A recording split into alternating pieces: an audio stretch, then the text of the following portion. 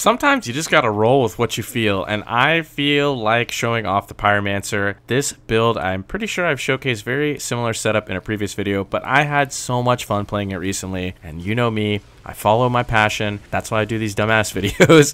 And so today we're going to be doing a video with the Pyromancer, half debuff, half solo tanky setup. Exceptional if you love playing with yourself, and and can be made much stronger if you actually play with your friends. In this video, we will cover the skills used, the class tree, the pros and cons of this setup, and of course, the gear we use to make this build kick absolute ass. If at any point in time you like this video, feel free to click that like button, click that comment button, click that subscribe button. Let's get started with the pros and cons. Full disclosure, I am a bit biased as I absolutely love the skill Thermal Bomb. I think it sounds fantastic. I think it looks awesome. I think the entire skill, the way it performs and functions is fantastic, and I can't recommend making a Pyromancer with Thermal Bomb enough. The bulk of your damage with this setup is going to be coming from overheat, and you definitely can get more damage out of the kind of meta Ash Blast, overheat, heatwave setup, but that's not as fun. Come on, dude. Ash Blast is a snooze fest and a half. I want to hear the Thermal Bomb detonating in my headset when I'm gaming at full volume. Let's go. Another powerful factor of this setup is that if you do choose to play with your friends, the 40% debuff enemies take when they're afflicted with Thermal Bomb makes you the life of the party. Everybody loves a debuff Pyromancer. You got friends that are trash in this game. They have no idea what they're doing. They're like, bro, can you carry me? And you're like, yeah, dude, I got you. Let's make you feel like you're a powerful boss tycoon, and you're going to get in there and do all the damage yourself. And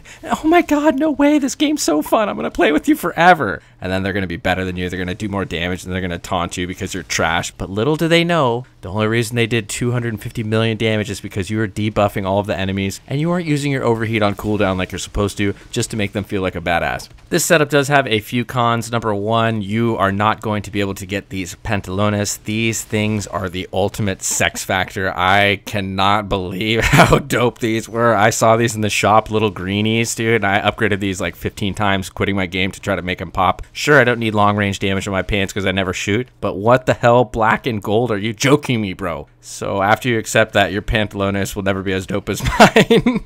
Some of the other negatives are that your single target damage with the setup is a bit lackluster. Brood mothers can be a bit of a pain in the ass. They have so much health, and if there aren't little minions around to detonate with your Thermal Bomb explosions, you're going to take a little bit of time to kill them. It is also a bit challenging to get the most amount of damage from your overheat. We do run our mod, which gives us bonus damage if an enemy is ashen?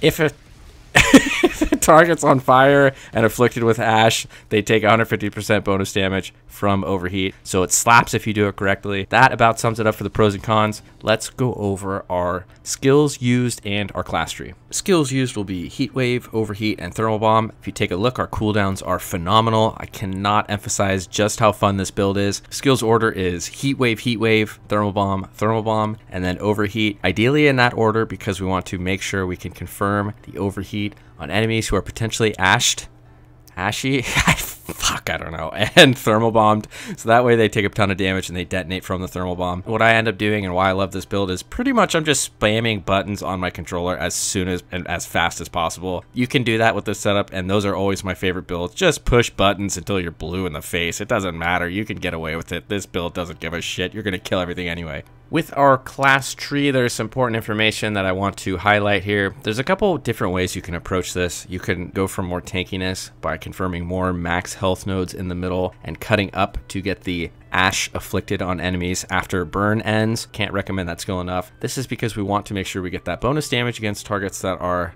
I'm not even going to say it, when it's combined, the two status effects, I think you know which two by now, ashy and on fire.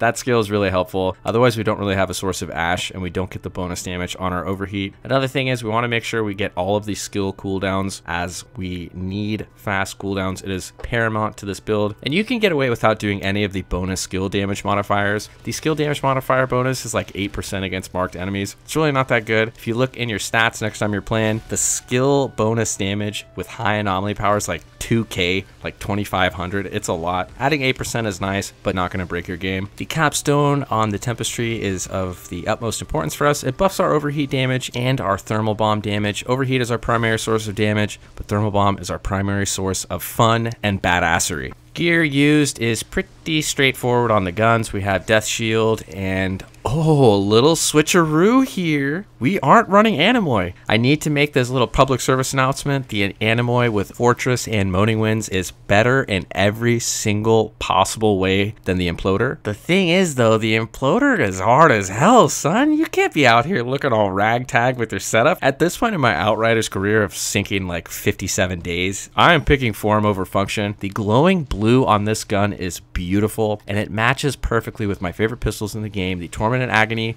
which we are using. Put on there whatever you want. You don't really need triple Moaning Winds, but you do need the pure, unadulterated sex appeal of the glowing, sparkly blues of the Imploder to match with your Torment and Agony. On our armor, we are rocking the Acari set. Our hat is the helmet of the Acari. It looks cool. It works well. Cannot recommend it enough. You probably have it by now, and if you don't, you better get to grinding. We're not messing with the tier 3 mod that comes on here. Fire Tsunami is super helpful. We want a bigger, thicker, girthier wall on our heat wave, so don't mess with that. And then this is where we're going to put Double Fun. We need this mod because we want as much Thermal Bomb as possible, and this gives us the ability to hit 2 targets with our Thermal Bomb. Really fun, really effective. Moving along to our chest piece, we are rocking the Acari chest, and we are going to again leave the tier 3 mod on there. We want that beautiful, beautiful, sweet, rapid cooldown on our overheat. And for the second slot, we just want another charge of heatwave, and we have a lot of slots you can put that, so if you don't want to put it there, be my guest and put it wherever you can work it in. I believe it spawns on gloves and boots in the tier 1 slot,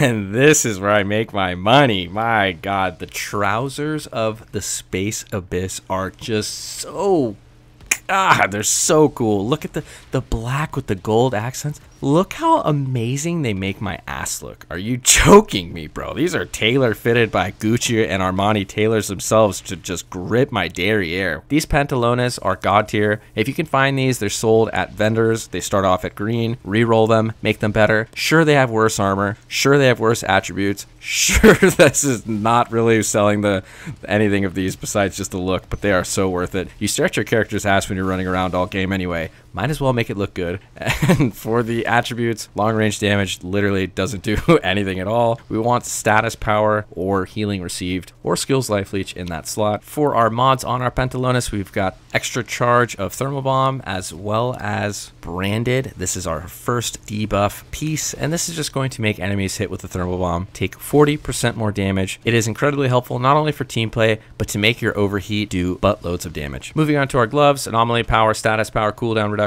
Those are perfect rolls, exactly what we need. Pants on fire, amazing. We just are spamming overheat so quickly, right on cooldown all the time. So to make it do a bunch of bonus damage to enemies that aren't even on fire or ashed or ashy or ashen yet is amazing, and the damage adds up really quickly. In the second slot, we want damage absorber, but I made sure to find gloves that had pants on fire in the first slot because I don't always want to run damage absorber, especially if I'm playing easy mode expeditions like Arch Coliseum or Scorched Earth. I don't really care about defense. If I'm running easy mode expeditions, then I'll put bullet kindling in that spot or ashen boost in that slot. Alternatively, if you're playing team play, you don't really need the tankiness because you're just going to be hiding in the back like the coward you are as a pyro.